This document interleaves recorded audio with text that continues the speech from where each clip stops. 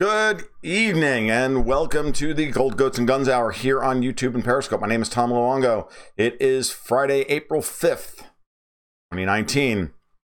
Got a lot to talk about. Tonight, I want to talk about Joe Biden, the DNC, Justice Democrats, Mr. Regan, all of that stuff. It's something that we haven't really covered recently. I've been talking about Brexit an awful lot. Wanted to switch gears a little bit and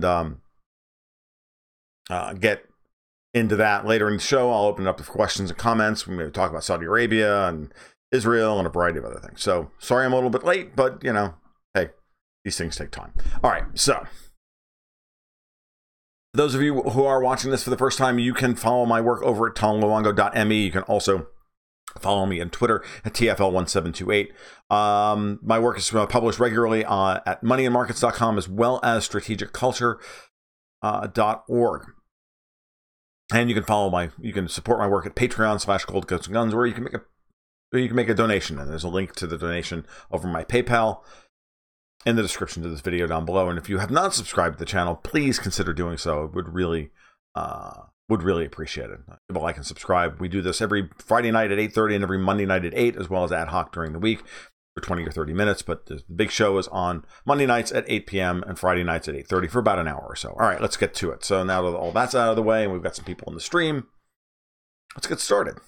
So does anybody else think that this attack on Joe Biden was coordinated? Let's not kid ourselves. For months now, I've been talking about, on and off, I've been talking about how I expect the Democrats to fall on each other like sharks over a bit of chum. Because as they prepare themselves for the night of the long knives that will be the 2020 primary season, we've got a tremendous amount of stuff going on. And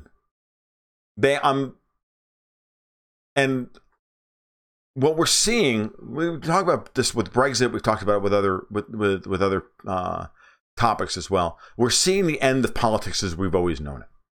Right? We're moving into that phase where the political morass or milieu, as we've come to understand how it works, is changing before our eyes.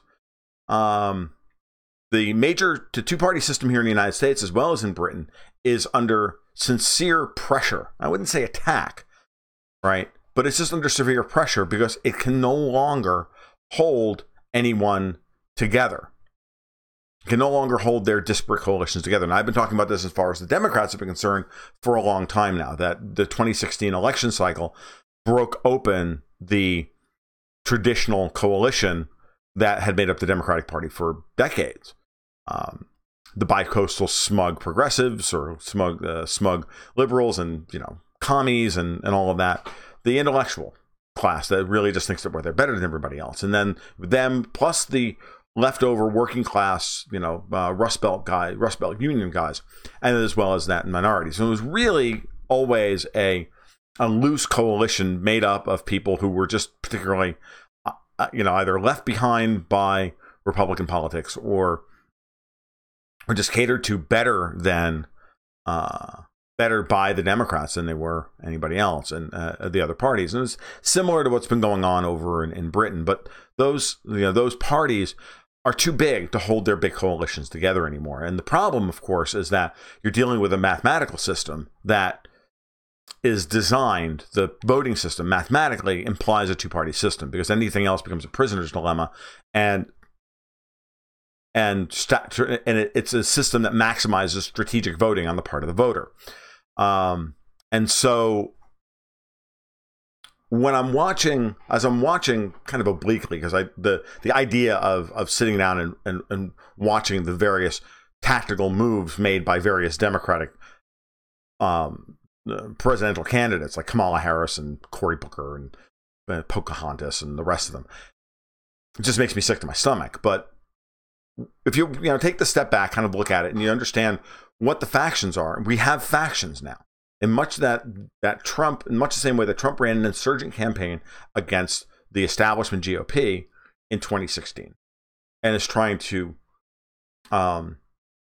buck the establishment GOP as much as he can, much as he's being allowed to, as president. And he's not doing a particularly good job of it from my perspective, but, you know, whatever. Your mileage may vary on that.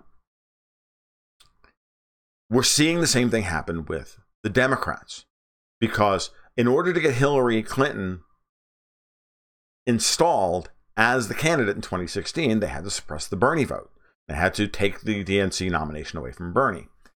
And that has galvanized progressives within the Democratic Party to try and take it over. And this is very clear. Mr. Regan, the YouTuber, Mr. Regan, did a really great job of connecting all the dots a few weeks ago. And I'm sure most of you have either seen it or obliquely understand it. The idea that Alexandria Ocasio-Cortez and the rest of them are actors working for Zach Exley and Cenk Uygur and the rest of them, the Justice Democrats, in order to to target specifically vulnerable seats and particularly winnable races, winnable primaries, and remove certain people from the political machine and shake up the establishment. And Cenk Uygur has made no bones about this. He feels very strongly that he's going to try and remake the Democratic Party into his party, and he'd be the front man for it, at least. And he's got backing. He's got money backing him. He's got some money backing him. And the funny part about this, I don't know that they're going to be successful or not, but I can tell you that with every success that they have, it's only going to embolden them. And this thing with Biden, with Biden this week, along with, you know, not just the women stepping forward and saying that, you know, he's inappropriately touched them and kissed them and all this crap. It goes one step further than that. They're also outed his relationship and his son's relationship in Ukraine, which all of us have known about since the day it happened. I don't know about you, but I've been reading alternative news press for years. And, you know, I remember, you know, while the Maidan was going, right after the Maidan was finished, that the first thing that happened was Hunter Biden's company got, you know, natural gas concessions in Ukraine. And I was just like, oh God, this is so freaking dirty. But I knew this then, right? I don't know about anybody else, but I knew it. And I'm sure that many of you who are watching knew it as well. So to me, them going after Biden in this way, because Biden's the front runner, it's not like this was a hard takedown. It's not like this wasn't low-hanging fruit, okay? And I'm convinced that Biden was the choice of the establishment Democrats, of the DNC proper. If it wasn't going to be Hillary Clinton, then it would have to be Joe Biden, because there's no way that they would stand for any of the up-and-coming real outsiders, the Beto O'Rourke's or the Kamala Harris's or the rest of them. That's not the gig here. That what they want is somebody that they have complete control over, and that they know they have complete control over. They don't want anybody from the outside that they don't control, just like Trump. So, you know, understand that. Think of it this way. Do you really think that AOC would be allowed to be president if she was really backed by these by these people who are outside of the power structure? Not that they're not that they are ultimately, because the Justice Democrats are backed by Soros and Steyer and Exley and all those guys. It's all backed by the same people. But the real interesting part about this, the way I'm looking at it, is that these guys want to destroy the Democratic Party from within, take it over, right? They're being used as useful idiots by guys like Soros and Steyer, who truly just want to destroy the United States as a political unit. All right, this has been Soros' plan for years. He's made no bones about it. He's talked about it. He's on record as saying that the United States needs to be destroyed. So what better way to destroy the United States but then to destroy politically at a functional level at this moment in time, as we approach this European sovereign debt crisis? You know, we have complete gridlock in Congress.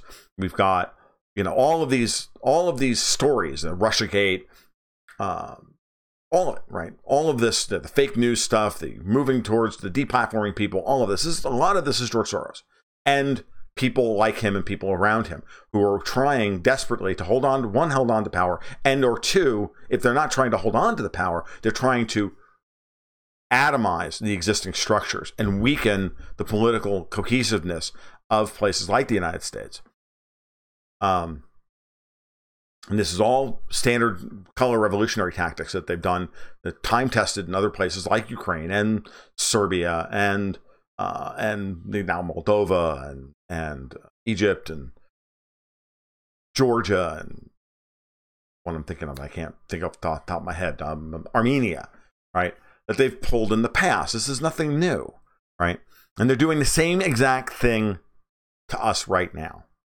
And a guy like Cenk Uygur isn't smart enough to realize, or at least I don't think he's smart enough to realize, maybe he is, that he's being used as a useful idiot because he's so focused on just winning and being a progressive, ideologue. He doesn't care. So, it's what's happening here, right? And this is very obvious to me that this is a takedown. This is very obvious that there's now a full functional split and insurrection being run within the Democratic Party by Exley, Uygur, and the rest of them against the corrupt and sclerotic DNC, the Schumer Pelosi wing of the for lack of a better term, the Debbie Wasserman Schultz wing of the DNC. And what does that say for what's going to happen in the rest of the primary season? Who's going to come out of this? Who are they actually trying to take down here? Because look, we've seen a number of takedowns: Kamala Harris and Elizabeth Warren. Now, originally, I attributed all of those to Hillary Clinton, but it's pretty obvious that Hillary's not going to run. At least at this point, she's not going to run. So maybe all of those leaks early on, Harris and Willie Brown and Pocahontas and her bar applications in Texas and the rest of them, maybe all that stuff was actually engineered by the same people who got Ocasio-Cortez and Ilhan Omar elected and the rest of them, right? Maybe that's what we're dealing with here. And if so, that's fine. In order to, I guess, maybe it's Beto O'Rourke that's their candidate at this point, because it's certainly not Tulsi Gabbard. And it's certainly not Pocahontas, and it's certainly not, right? So, and certainly not Joe Biden, right?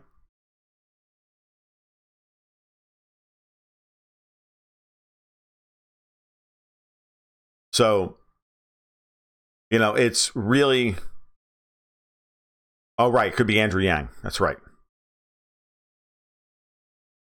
Right, could easily be Andrew Yang, but it's certainly not going to be Howard Schultz, right? Who they're absolutely dead set against because he would split the left vote. And that's the argument that it's always made within a two-party system and within a majoritarian or first past the post system, voting system. You always have that. It's always a prisoner's dilemma. I have to make strategic decisions with my vote. I always have to make the right tactical decision with my vote, right? I mean, even Murray Rothbard in the end would always wind up voting Republican. Even though he was an anarchist, he still voted Republican. It's like, can't hurt. That guy's slightly better than her. I vote for him. Okay, there we go. That's it. I mean, that's what it comes down to. And that's in many ways the argument that was made, by libertarians like myself at the end for Trump. And I still had to hold my nose and vote for Trump. So don't mistake what this is about, and don't get distracted by the fact that they didn't talk about it for years. That Biden's corruption and his, whether he's a pedo or not. I just like to call him Pedo Joe because it's awesome, right? I mean, it's got internal rhyme. It's easy to rhyme. It's easy to write raps around it. I mean, it's all sorts of cool stuff, right? Say it ain't Joe, Pedo Joe. Come on, you got to know that those 8-year-olds ain't hoes. Come on, I mean, you can do whatever you want with this. It's great, right? You can just you can do this shit all night long, right? I ain't the world's best rapper, but even I can come up with something. So, I mean, but regardless of anything else, regardless of any of that, the truth of the matter is that Joe Biden's been a powerful man in politics for 50 years, and he's never had anybody, place any boundaries on him. And so he just gets away with this over and over and over again. And it's disgusting and it's sick. And I'm not complaining that these guys decided to go after Biden for his, tactile politics, as the New York Times tried to put it the other day. That's not That's not the point. The point is that there's absolutely a fight going on within the Democratic Party, and meaning they're not in any way, manner, shape, or form, in any shape, funding wise, politically, cohesively, to beat Trump come 2020. I mean, Trump has been a dumpster fire for the last year, but he's at least consistent. Israel first, screw the world. Israel first, America first, screw the world. More oil. Trump's been consistent. It's shit, but he's been consistent. And I don't think that that's going to be a hard thing for him to sell on, not as the Democrats go full-on Cenk Uyghur, crazy fucking progressive nonsense. I mean, I can't see how they think that this is a winning strategy, because it's not. They're not going to pull 50% of this. They're not going to pull 40% of this country. So, now, Biden was the epitome of the guy that needed to be taken down. You got to remember that it's almost symbolic at this point. It's not even important whether or not Biden would have been the best candidate to run against Trump for the Democrats. Because as far as Uyghurs are concerned, the Democrats are a worthless organization if the same people are in charge. He is that radicalized. He's made it abundantly clear that it doesn't matter. He sees them as, just like we call them the GOPE. Well, he's seeing the same thing. They're the DNC. They need to be destroyed. And when you think in those terms, and you're a Marxist, and Uyghurs are Marxist, and I'm not just talking economic Marxist, I'm cultural Marxist. And the mindset of Marxism is permanent revolution. It is permanently being on the attack against your enemy. Don't ever forget that. These people are relentless because they are convinced of their own righteousness.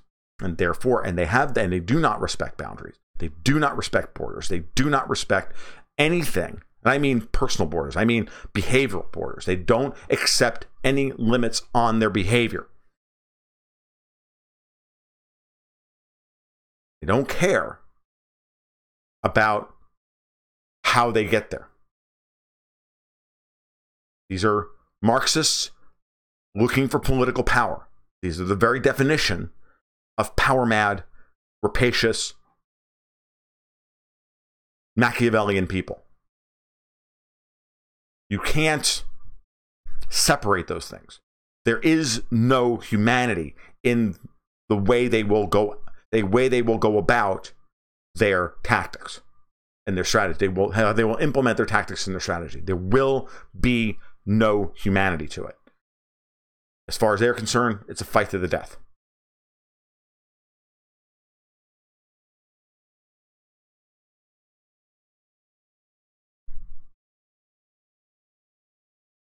So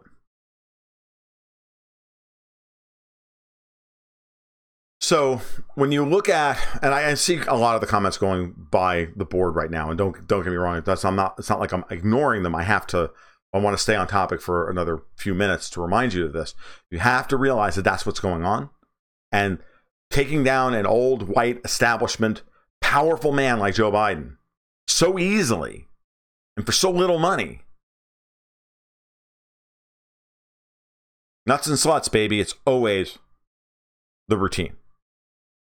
Okay? Always the routine. That's only going to empower them. It's only going to make them think, okay, we've got them on the run. Okay, we got rid of Biden. We got rid of, we won these 6 races here. We've got a gay guy as mayor of Chicago. We got Jussie Smollett off on, 13 counts of 13 felonies and the whole 9 yards, in such a way that, in a move so politically divisive, even Rahm Emanuel was pissed off. He's like, what are you guys doing? That was the dumbest thing you could have ever done.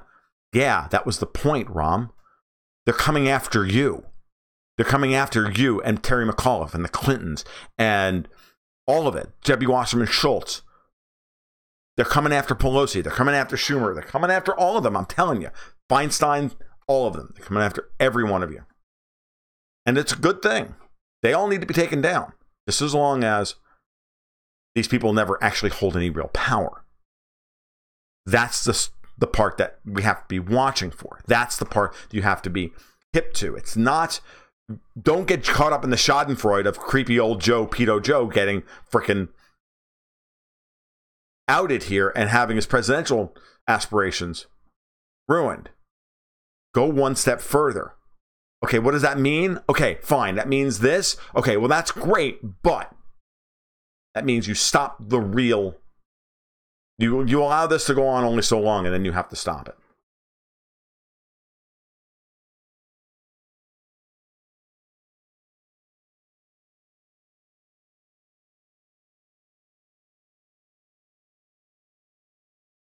So, I mean, it's really funny. If they continue, it's going to be really hard for them to like scream white privilege at this point, since they were just like knocked down white privilege, and you know, it was so easy for them to do so. But whatever. All right, that's all I really wanted to say about that. I think it's really important. So, at the end of the day, this should always remind you, as I've said all the time, that putting people in charge is a bad idea. Like, seriously, like, representative government is a bad idea. I mean, and watching these systems break down, watching everybody fall on each other and with knives to stab each other in the back is end of days stuff. It's end of time stuff. It's end of era stuff. You know, as far as that system is concerned, that system's not going to survive this. We're at that point now where when you start to mix that with the economic uncertainty, with the end of, you know, these social welfare systems that are creaking under their own weight, the lack of growth, the hollowing out of the middle class, the wealth, all of it, right? The incredible amounts of wealth disparity that are occurring. These guys are fighting over the corpse they're fighting over a corpse. They're just zombies fighting over a corpse and trying to get the last bit of it before they've stripped the corpse clean. That's what's coming. So.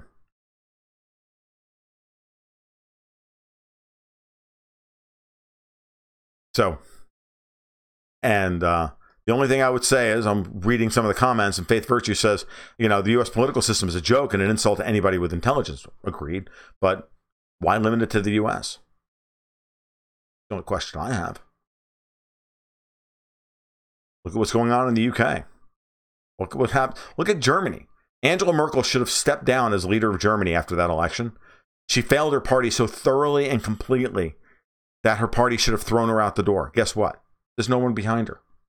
She still was able to cobble together a coalition, and now she can still command the entirety of the EU. Yeah, from a less secure perch than she could 2 years ago. But it's still a pretty strong position. Now the height of the idiocy of that and how hypocritical the whole thing is. It's crazy. So they just want your shit. You're right, wingman. They just want your shit. Don't ever forget that Marxism is built on envy.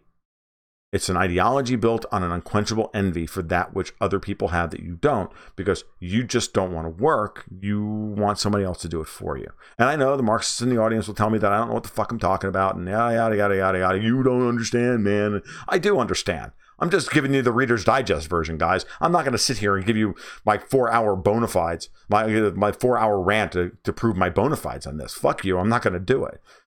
If you're too dumb to realize that Marxism is a failed ideology of the dominant political and economic system of the last 150 years, dominant political paradigm of the last 150 years, and it's led us to this fucking state. If you think that this is capitalism, you're out of your freaking mind.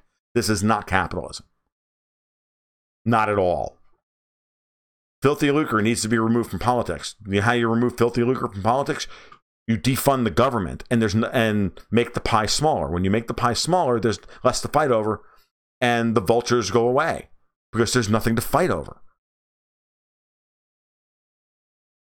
It's that simple.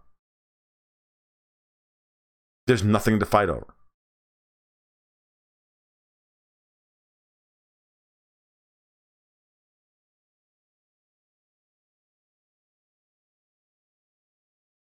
Smollett's going to get his in civil court. I don't care. Jussie Smollett is irrelevant. It's not. I could care less about Jussie Smollett. I mean, I really could. The only reason he's only interesting to me in that he's actually pronounces the J in his name, because I'm such a hockey fan that JUSSI to me is Finnish for Jussi, and I'm like, really, typical American. You pronounce everything wrong. All right.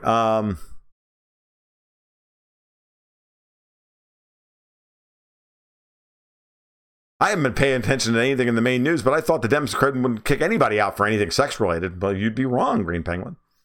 I'm just saying, it's okay to do so. We have to believe all women. That's beyond the pale.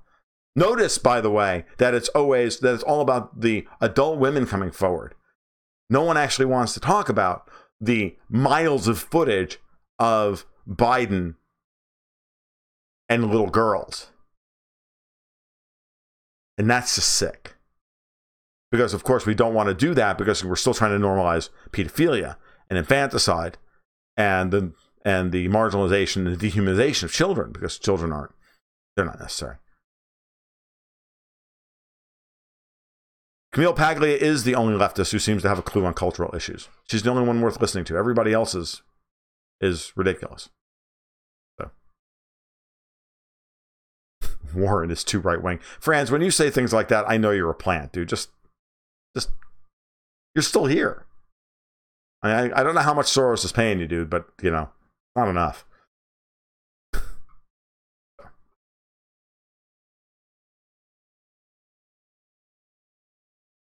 The whole Western democratic world order is a sick joke. They're not democratic systems. We have the thin veneer of democracy with an oligarchy, with a corporate oligarchy standing behind them. And don't kid yourself, all of your progressive populists here in the United States, they're all owned by some corporate bigwig. Now, even Bernie Sanders. Don't even think it's otherwise.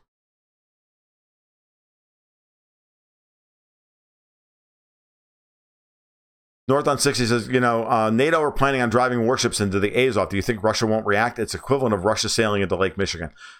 NATO doesn't have, remember, North on 60, that there aren't very many NATO ships that can actually travel into the Sea of Azov. They all draft way too deeply, and the Sea of Azov and the Strait, the Kerch Strait, is too shallow. There are very few ships, if any, in NATO's arsenal that can actually make that passage. And you don't see the Russians deepening that channel or anything. There's a reason for that. We're going to bluff on that. That's not going to happen.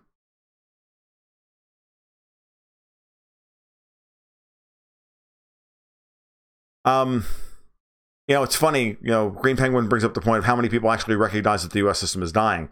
Intellectually, yeah, but in their heart of hearts, no, they still want to believe in it, because we still want to believe that the capital markets function properly, that the currency markets aren't completely rigged, that, and that they represent fair value of something. We all know that these markets are, for example, we all know the markets are fake. We all know they're just being propped, that the asset values are insanely high and they have no business being this high. But, everybody's going to go along with it until they can't make any more money off of it. And that's just what's going on. Until one day there's a critical mass of people who look up and go, are you fucking kidding me? And they pull their money out of the system. And when that critical mass happens, then systems collapse overnight. And you have to remember that these are all metastable systems. These are all very fragile systems. These are not anti-fragile in the Nicholas Nassim Taleb sense of the word. They're all very fragile systems. They're metastable at best, and they're built on confidence. And confidence right now is waning quickly. If you don't think that the center of this country is frightened at the group of candidates running for president right now as Democrats, You're crazy. Friends, the phrase, "that wasn't real Marxism," should never, ever, ever pass your lips or your keyboard. It was real Marxism. It's insane that anybody, it's insane and sad that modern Marxists and modern leftists can't let this go, that they were wrong. They can't let it go. They were inculcated in this stuff. They were imprinted with it. It's going to take generations to undo the imprinting. It's also going to take a massive depression. So it truly is just going to be one of those things. We have produced such vast wealth, have lifted so many people out of poverty, that we're allowed, that we have the ability to allow, frankly, people like you to sit around all day and jerk off and get paid to pollute the common dialogue over politics as opposed to actually doing real work. I was talking with my daughter this morning, who's going to turn 13, or yesterday, who's going to turn 13 next week. And she said, it's really funny. It was a little wistful in her voice. She was really wistful about this because I was telling her, how I've been able to replace my old income now with a variety of different paid gigs and whatnot, and how hard I have to work to produce that money. And it's not a tremendous amount of money, but it's good. And I thank all my patrons and the people who've hired me and whatnot, and it's fine. And she's like, there are people on Twitch playing video games and making hundreds of thousands of dollars. I'm like, I know.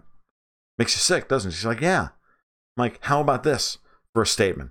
How sad is it that our society produces such wealth that these people can, do nothing and have a big enough audience to do nothing and have enough money flowing around that they sit around all day and watch some dude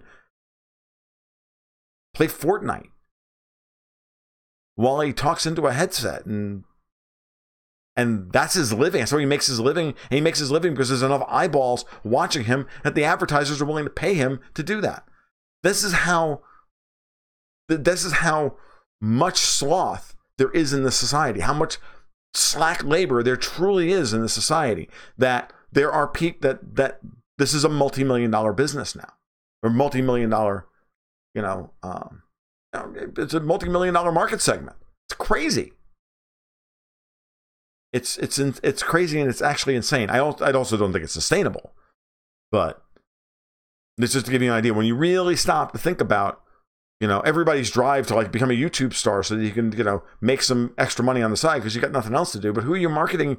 Whose eyeballs are you trying to get? The people who don't have anything to do. Because real people work. If you're not producing something of value, you're not producing something of, it's value, some kind of value, some kind of education or something. And there's plenty of educational channels on YouTube that make a lot of money. And I love to see that happen. My wife happens to like this, watches a lot of blacksmithing videos, believe it or not. And, there's, and the money that these guys are able to bring in through their channel is fantastic.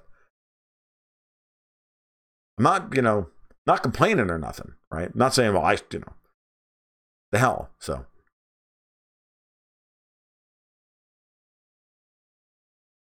it's like, France, corporatism is not a form of capitalism. Corporatism is socialism.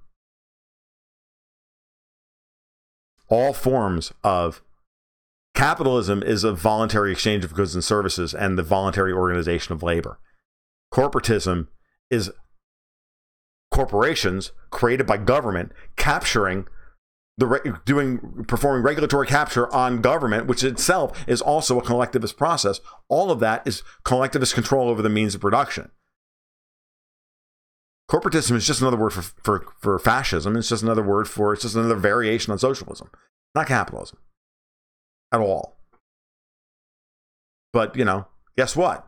You're a typical leftist in that you have been inculcated into believing, and people use these words interchangeably. They use the words corporatism and capitalism all the time. This is the modern leftist parlance that has been, and it's Orwellian in its use of the word. Because the word capitalism is now ruined by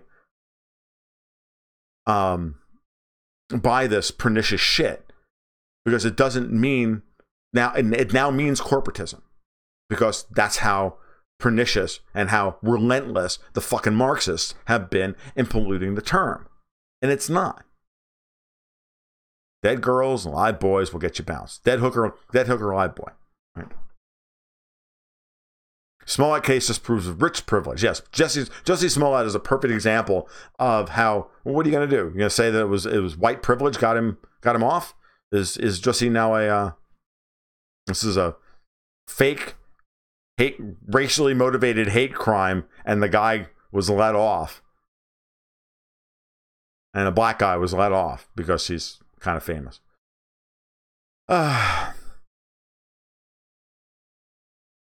None of the Democrats have talked about Handsy Joe fondling little children. Exactly. If Biden never mauled me like he mauled those young women girls, he would have been made instantly transsexual, courtesy of my right foot. I love North on 60. You're one of my favorite people. You keep liking this video and YouTube keeps unliking it. Why am I shocked about that, Harambe's Ghost? I can tell that, once I hit around 2,200 people, that I can't seem to, I'm creeping up one person at a time, two people at a time. Yeah, I know. So I know. And same thing on Twitter as well. I can't, I meet new people on Twitter all the time. They follow me, and my subscriber count never seems to go up. Amazing.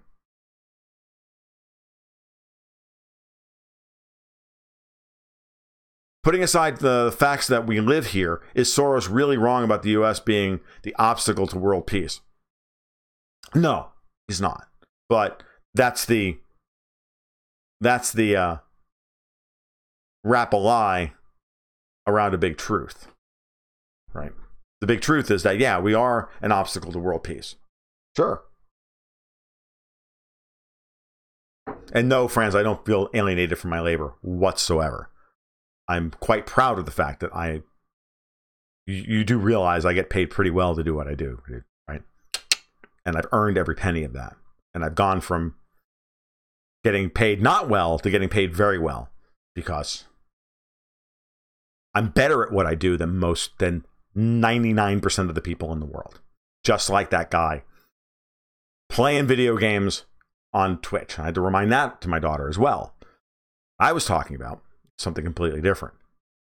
I'm talking about is the fact that we have so much idle fucking labor from the misallocation of capital, thanks to ridiculous central planning and money printing and deficit spending and all the rest of it. And at the end of that conversation with my daughter, I said, yeah, understand, Sophie, that for the most part, that income that he's deriving, that's built on deficit spending. That's ensuring that your children are already going to walk into the world in debt up to their eyeballs, with a debt that they could never repay. Soros is not interested in world peace. Exactly. That's the lie that he wraps the truth in.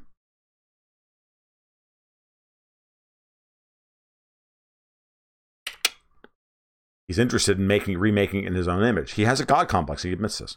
I think the market is going to crater in October as the Fed is stopping QT in September. El Vaccaro, Tom has an NM audience. New Mexico? Yes, New Mexico. We need immigrants, Tom. We don't have slack labor. That's not true. We have plenty of slack labor. We just don't count the labor anymore. U3 unemployment is at a low. U3 unemployment is not an accurate measure of employment. Never has been. U6 unemployment is far better. That's just what it is. Yes, I know. Panem and circenses. Yes, I know. Bread and circuses. The excesses in entertainment are part of the fall of an empire. Agree.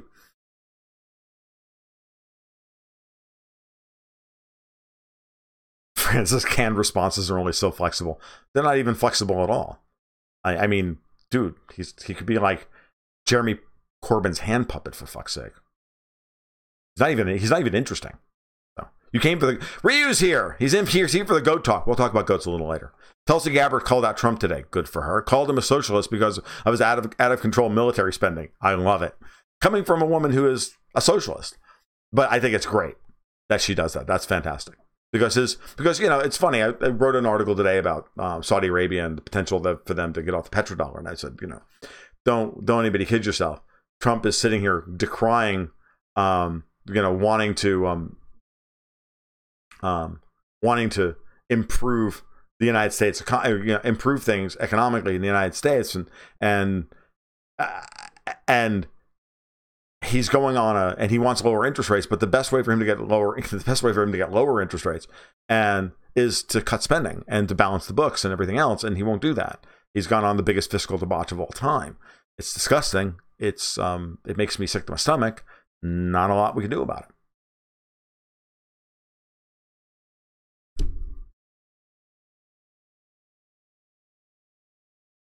Yeah, I know. Tom says Trump called for QE forever today. Yes, I know. Because I know, and I sat there and I'm like, you're kidding, right? But he needs to, because he wants to deficit spend to pay for infrastructure, because he thinks that's just the way you make. You have to deficit spend to pay for infrastructure. Where are we going to get the money? We can get the money by you not spending $900 billion on the fucking Defense Department. You orange fucking retard. I mean, that's not that fucking hard, dude. Don't cut military spending by $15 billion a year. Throw that money in, and you're going to spend that. Even better, throw that money back into the productive portion of the economy. But Trump believes in GDP growth is the only, because look, again, his understanding of economics and politics is whatever he gets off of fucking Fox News. And it's no deeper than that. It's just that simple. I could always pull in more subscriber by showing cleavage. Nah, we're not going to do that.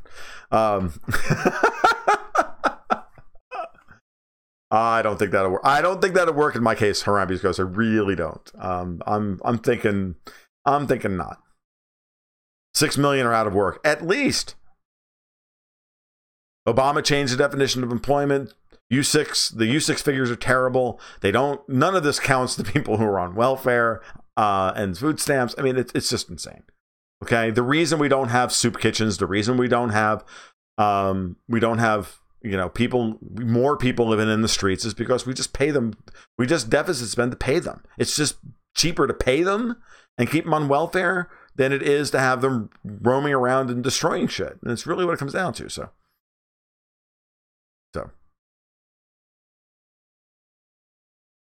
3 years ago, Trump said it was 40% unemployment on the campaign trail. Now it's magically 3.8% and the best economy ever.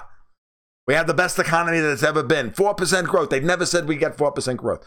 Dude, if you spend $1 trillion more than you take in, and then you add that to the growth figures, to the spending figures, whoa, what a shock. You got growth. I mean, this is not hard. This is math. You see, Tom, this is the reason that Ryu left Earth. He's just like, that's right, Ryu's coming to us from the moon. And for those of you who don't know, Ryu Shiksa now is on the moon.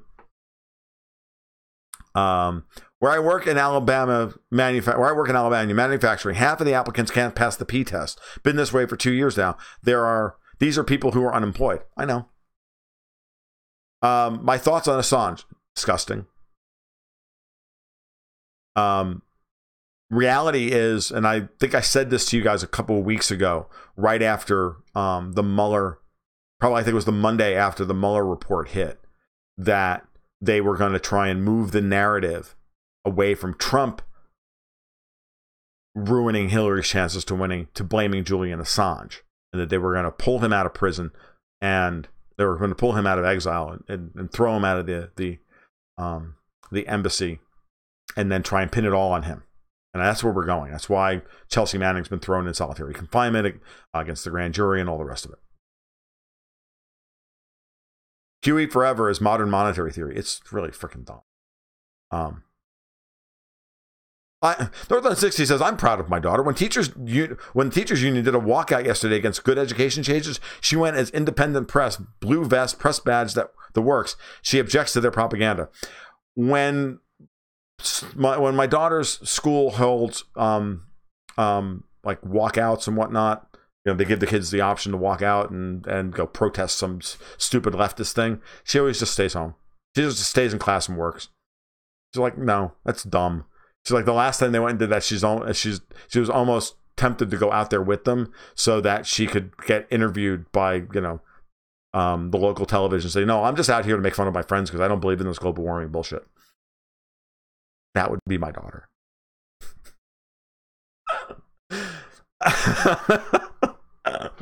I took her out to lunch when she told me that. I'm like, what would you like for your birthday, honey? Oh. She's like, gold. I'm like, oh.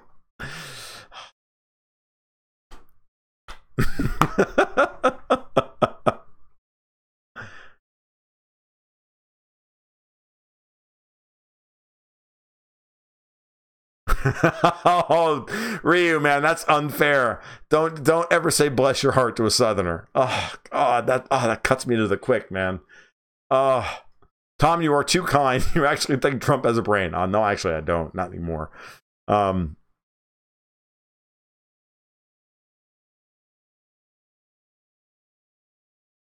Only the unskilled and lazy are out of work. Hey, maybe don't check the P.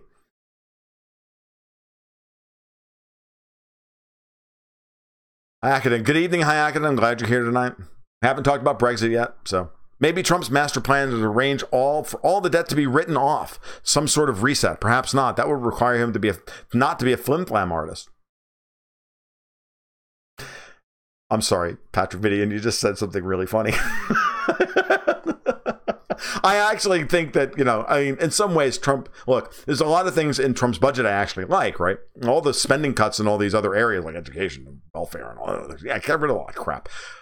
But then to turn around and spend even more money on the military and raise the budget by 5%, because of course we still need to get GDP growth, because we get GDP growth how? By spending more money we don't have. Yes. When do we want growth? Now. How are we going to get it? Spend our grandchildren in the debtor's prison. What do we call that? Capitalism. Hurts, precious. It really hurts. I'm glad. Oh, good. Please do share this video with your peers in the intersectionality community. Friends, it'd be great. Maybe they'll learn something. All right. Let's see. No, what Trump's master plan is, part of me actually believes that a part of him really is trying to replace the Saudi-backed or the Saudi-driven petrodollar with the United States-driven petrodollar. He's not going to get rid of the petrodollar. He just wants to replace who controls it. So if he can turn the United States into a country that exports 7 to 8 million barrels of oil a day, then Saudis can go hang. He doesn't need them. Saudis can do what they want. He's crazy. It's not going to happen. This is why he wants interest rates cut by half a point or a full point. And this is why he wants QE. Alexander Kalich, I thought it was really impressive of my daughter as well. That's how cool she is. And, honestly, for the most part, I'm like, I don't really proselytize to my daughter that hard. She's just not an idiot. She lives in a house where people who, both of her parents just say, look, you're more than welcome to, challenge us on this stuff. Please do. Tell me that we're wrong. Tell us that we're wrong. She's like, why would I do that? You're right. I know you're right. It's not dumb.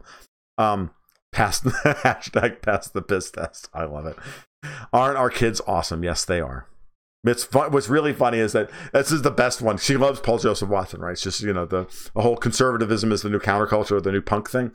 So they were having an argument about global warming in class one day, and she made some disparaging, and she's the one who started it because she didn't believe in any of this stuff. And she said something like, I don't really buy the argument. And she said a couple of things, and she made a couple of rudimentary arguments. Remember, she's still 12, right? And they're not having the most intellectual discussion about global warming. And what was funny was that one of the kids in the class, listened to what she had to say and asked her, after class, she asked her about this stuff, and she said, well, just look up this and talk, and look up that, and just pointed him in a couple of different directions, and she came back to me later. She said, he actually did that, right? And then he came back and he told me, he's like, yeah, I think you're right, Sophie. I get it now. I get where you're coming from. It's not settled. It's just like, welcome to the counterculture. You do realize you're punk now, right? He's like, what do you mean? This is like, and this kid's as aspy as they come, and he's like, as you know, he's 12-year-old boy, so he's still a mess, right? And he's a really nice kid, and he's probably a little smitten with her too, because my daughter's not unattractive, and I just find it really funny that she's like, yeah, get used to it. You're the new counterculture. You're going to be a conservative, if you're going to be. Especially if you're going to be against global warming in this school, welcome to the punk club. I think she put her arm around him and said, we're the only two in school. It was awesome. All right, let's see. If you can't figure out how to pass a P test, you're too dumb for the job. It's like an IQ test. Life is an IQ test.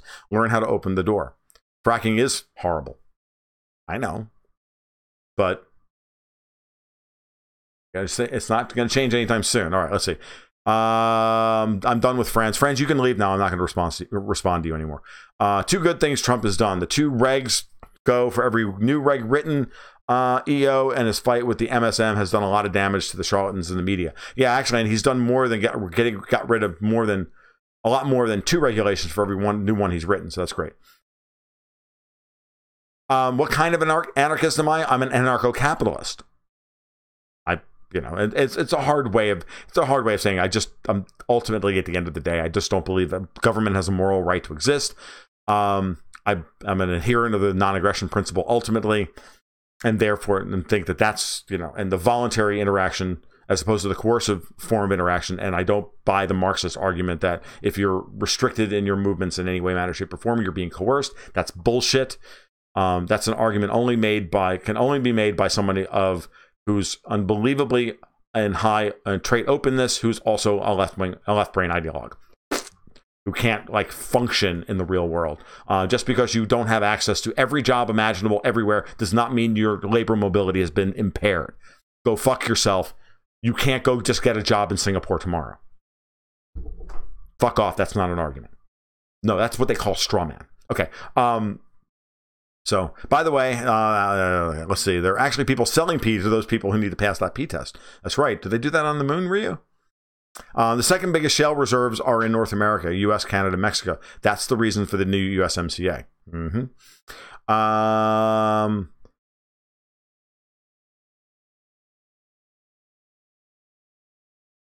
Yeah, the USMCA is terrible. I don't know all the details because I can't be fucking arsed to know, but I know it's bad enough. What I've seen is terrible. Isn't man-made global warming a myth? Pretty much. It's just about the sun emitting a wee bit stronger. It has been, and it's been a slow rise over the course of the last couple hundred years. The sun has many cycles, and the warming has been slow and gradual, and in many ways due to the sun's higher output over time. And now we're moving into a global cooling phase as the sun magnetic field shrinks, and it's going to cool this planet off quickly. And as it shrinks and as it goes into hibernation, it's going to eject a lot more matter at us. Coronal mass ejections have been increasing, and they're probably the main reason for all of the bomb cyclones and really, really weird weather anomalies that we've been having. So it's incredibly cold here in the United States. It's been a very warm spring over in Britain, but regardless of any of that, what the sun is doing right now is changing things. And I do actually recommend everybody look up Valentina Zarkova. She's a Russian mathematician who did a wonderful job of linking and deconstructing the changes in the sun's magnetic field and she linked that to sunspot activity, which then is just a hop, skip, and a jump to understanding that as the sun's magnetic field deforms and shrinks, that then in turn shields the solar system less from incoming cosmic rays, which then increased cloud formation. So increased cosmic ray activity creates increased cloud formation over the planet, and actually and then increases cloud albedo, and that cools things off, regardless of what the CO2 temperature, the CO2 concentration is, which is irrelevant, which is mostly irrelevant. If you don't think dudes can get pregnant, yeah, I mean, now we're putting people in jail for saying that men can't have periods. Yeah, welcome to Franz's world.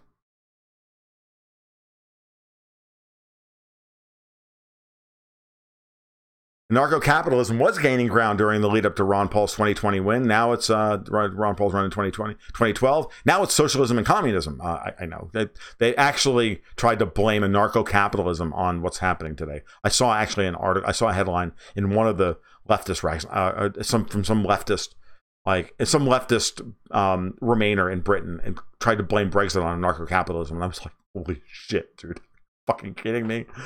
There's like 50 of us. Fuck off.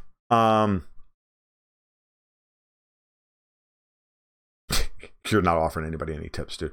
All right. Anarcho-capitalism is a political philosophy and school of anarchic thought that advises the elimination of centralized state dictum in favor of self-ownership, private property, free markets, because they're all an extension of private property rights, and private property stems from your ownership in yourself, that we as individuals are sovereign rights holders and therefore are entitled to hold on to 100% of the fruits of our labor that cannot be coerced by other people away from us. All right. The flat earth guys are at least entertaining. Yeah, I know. They're so much more entertaining than the Marxists because they don't want to enforce on the world a world of unquenchable envy where they get to sit around all day and tell everybody else why they're so terrible, and that's why we need to take your shit from you. That's all Marxism is. Like, we just have to keep coming up with new and better ways to destroy the definition of an individual so that we can justify to ourselves why it's okay for us to just take shit from other people that have more than us. That's all. That's all it is. That's all it is. Everything else is just, sophistry. The rest of it is just sophistry, because these are people that are so thoroughly convinced of their own self-righteousness that they, I'm talking about committed Marxists here. I'm not talking about people who don't really understand what's going on. I'm talking about committed Marxists. I'm talking about the Cenk-Uygurs of the world. And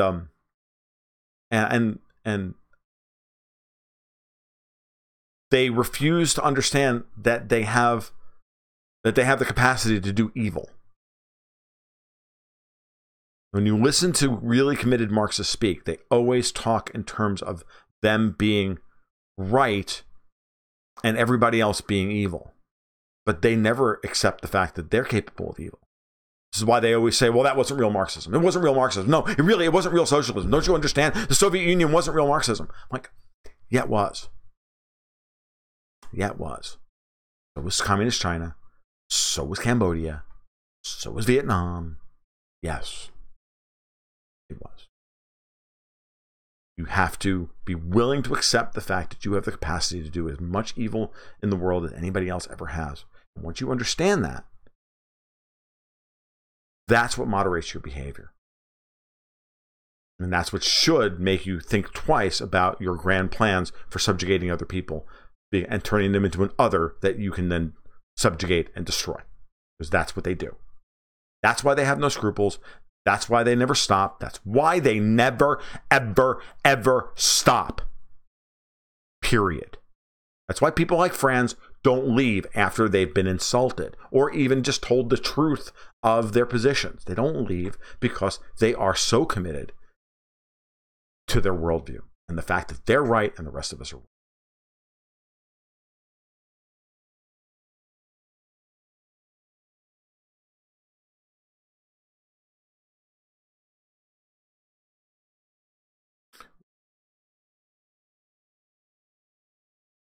Pole shifting from Canada over to Russia is accelerating, and the magnetosphere is weakening. Yes, it is. The poles are shifting rapidly. We're not sure what's going on. Flat Earth, global warming, global fake news, global cooling. I am on the moon, and so I am good. See, Rio.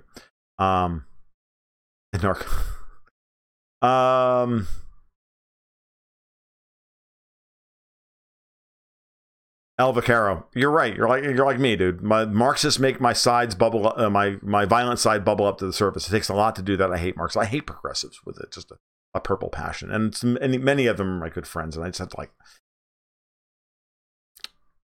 gotta.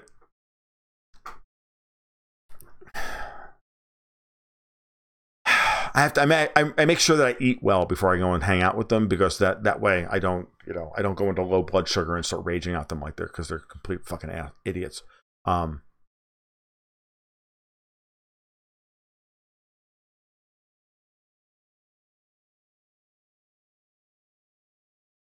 Dragon M, this is like the comment of the night. McKenna is a leftist lunatic. Where is it? Friedland is a Russia-hating Ukrainian Nazi. Trudeau is a fake eyebrow drama teacher. It's a clusterfuck of biblical proportions up here. The sad truth about Marxism is that the only thing that gets the workers to rise up against capitalist rulers is immense amounts of propaganda.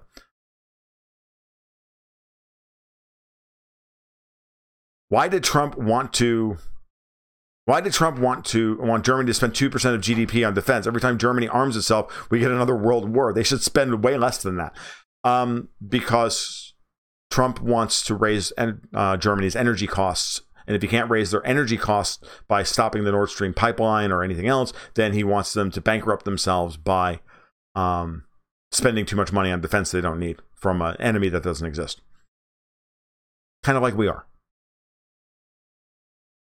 Communism, socialism sounds great in an ideological sense. The potpourri of platitudes but fails in practice. We're not designed to be ants and worship a queen.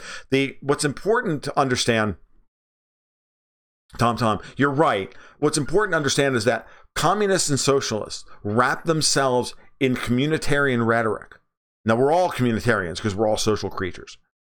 We all want the same things in terms of cohesive community and cohesive society that's fair and respectful for all people's wishes and all these things and all these great platitudes. But communism and socialism are about redistributing the wealth and the envy that some people have versus other people and setting people against each other, as opposed to saying you're capable, you're smart, you're capable, and you need to be challenged, and you're going to die one day, and everything else between now and then is your own struggle. Get the fuck over yourself, go out there and work. Libertarian just accepts that the world sucks, it's out to kill him, and I don't have anybody to rely on except myself in this world, and the best way for me to build a community, the best way for me to not be killed by a universe that's actively hostile and trying to kill me, is to find allies. And to find people who are better at things that I'm not good at, and make friends with them, trade with them, and then build a web of those people. The Marxist is the inherently lazy fucker who sits in the corner all day while everybody else is working, and they throw their scraps, they throw their leftovers and their garbage to him because they don't want him stealing from them. And then he gets angry and resentful because because we productive fucking people throw our scraps to him and say, well, I want more than that. I deserve more than that because I'm a human and I'm better than that. And then they wrap themselves in community and say, it's unfair that you have so much and I have nothing. Well, so you don't fucking work for a living. Because if you did, if you actually cared about yourself, and then they just keep justifying, you would work and you would strive and you would make your life better. And you accept your burden, you accept the burden of living. This is Jordan Peterson's right about this. You accept the burden of living, you accept that all of this is your own responsibility, and you get the fuck over yourself, and you go out and you make something of yourself. And you challenge yourself to be better. And if you can't do that at what you want to do, well, then you have to live with the fact that this is the world you live in, this is the world you got, and you work until you can get to that state. And if you do that, you will be reasonably successful relative to your talents in this life. But you are the sum total of all of the decisions that you have ever made in your life at any one, up until that moment in time. Every fucking decision is yours and yours alone. Period. You placed yourself in the position to get fucked over by your boss or your wife, your ex-wife, or your kids or your parents or the guy you met on the frickin' street, or the guy who cheated you at fucking cards, or the banker who, whatever. It doesn't matter. Everybody. There's nobody in this world who is responsible for your misery than you. Period. Even if you get fucked over, you're still responsible for how you react to getting fucked over. That's the difference between a libertarian and a Marxist. Who would you rather have as your next door neighbor? That's the difference. But Marxists wrap themselves in that communitarian bullshit, that communitarian rhetoric, and say we can build a better community if you just let us steal from each other. Fuck you. Fuck you.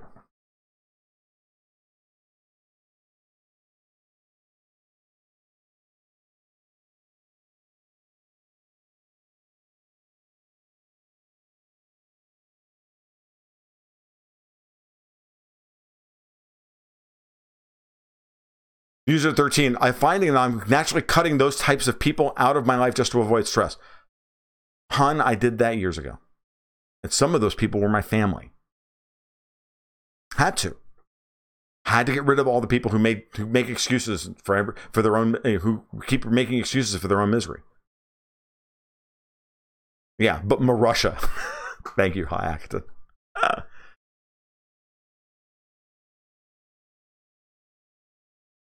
So am I a Stoic then? I don't know. I mean, I don't know. Maybe. I don't know. I'm too emotional to be a Stoic. And I keep forgetting what the actual definition of, to be honest with you, I keep forgetting what the actual definition of a Stoic is. I'd have to actually look that up before I could answer in the affirmative on that. That's only because I haven't. I can't recall it from memory. So at this point, Ellie Space says, as Tom pointed out earlier, we produce so much that we have millions of people who spend hours a day watching PewDiePie and others play video games all day, and somehow they're able to make a living doing it. That's the part that's like fascinates me. That is one reason people become illegal aliens. They don't want to learn a skill, but do low skill work for dollars instead of pesos in the United States. I am on the right side of history, friends. That's the point. I am on the right side of history. We are moving away from tyranny. Tyranny, like Marxism, is an old idea. Ron Paul was absolutely right about that. Tyranny is an old idea. It's as old as people. I just got finished watching the last episode of the Grand Tour where they trek across Mongolia in a homemade car with nothing but like 5 days worth of freaking British Army rations and a few gallons of water. It's 3 60-year-old men, old fat alcoholics. Unbelievable.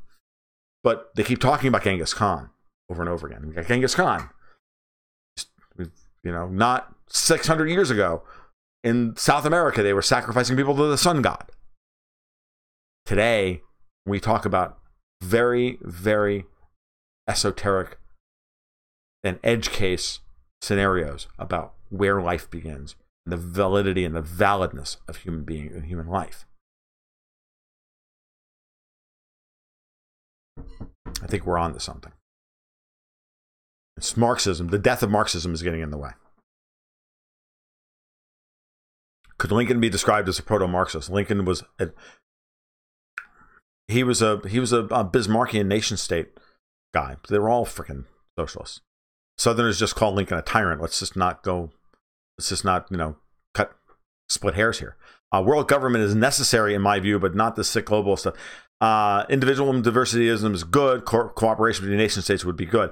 The big issue, what you want, Patrick Vidian, is you want money decoupled from governments. What you want is the production of new monetary units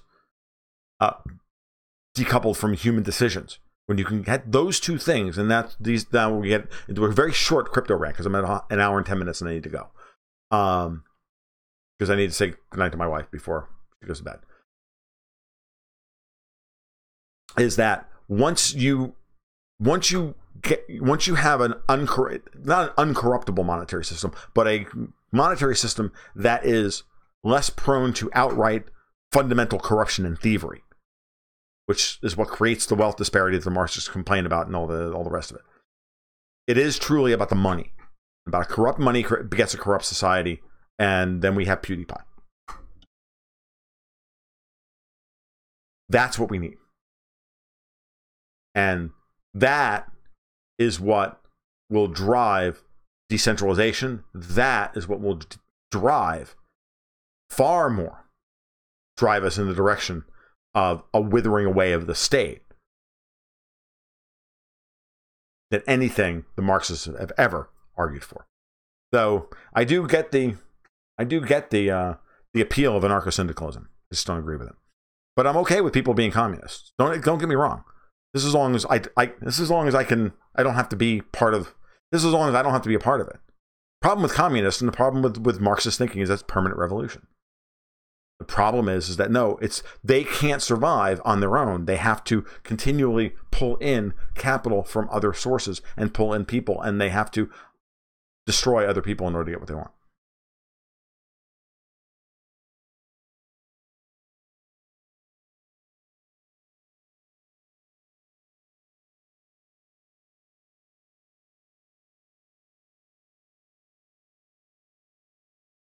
Stoa is market in Greek. The philosophy is that one should not react to external pressures, but be composed and rational in an irrational world. You do your best, and then remember that you're an irrational creature. So,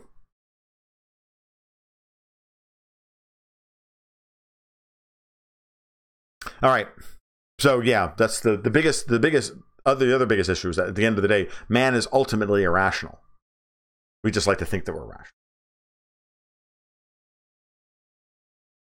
All the more reason why we shouldn't be ruled by any other person. Certainly not France. But hey, it is what it is. All right. I've had about all the fun I can stand for the day. So why don't we reconvene on Monday night at 8 o'clock?